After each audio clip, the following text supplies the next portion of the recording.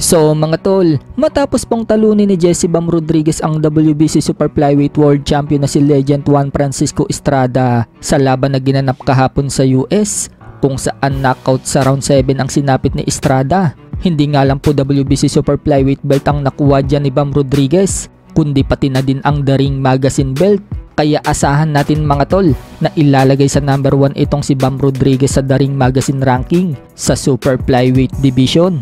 At kung ngayon ay nasa pang number 9 spot po siya sa pound for pound list, asahan din natin mga tol na aakyat din siya sa ranking sa pound for pound. Kung matatandaan mga tol, binanggit natin sa previous vlog natin na kinall out ni Bam Rodriguez ang mananalo sa laban ng Kasoto Ioka versus Fernando Martinez na magaganap na ngayong July 7 sa Japan para sa unification ng kanilang mga titulo.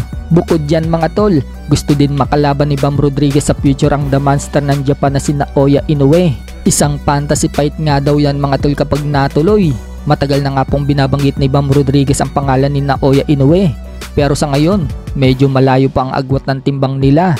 Lumalaban nga po si Bam Rodriguez sa 115 pounds habang lumalaban naman si Inoue sa 122 pounds. Pero may mga nagsasuggest naman ng mga fans na ang magandang laban umano para dito kay Bam Rodriguez bago kay Inoue ay itong si WBC Bantamweight World Champion Japanese Junto Nakatani.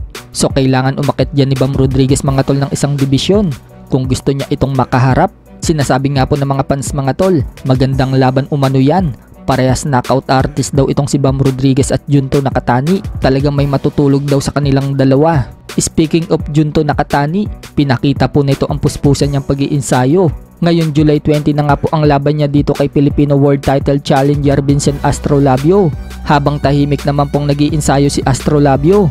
At mukhang desidido ang Pinoy na masilat ang kampiyon sa Japan. Sa kabilang banda naman mga tol, panalo naman itong dating naka-sparring ni former 3 Division World Champion Janrel Casimero na si Emiliano Vargas na lumalaban sa lightweight division.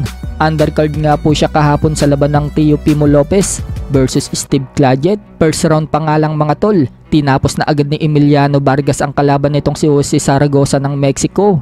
Bagsak nga po ito ng matamaan ng right straight. Nakabangon pa naman ito, ngunit hindi na tinantanan ni Vargas. Puro power shot nga po ang binabato ni Vargas.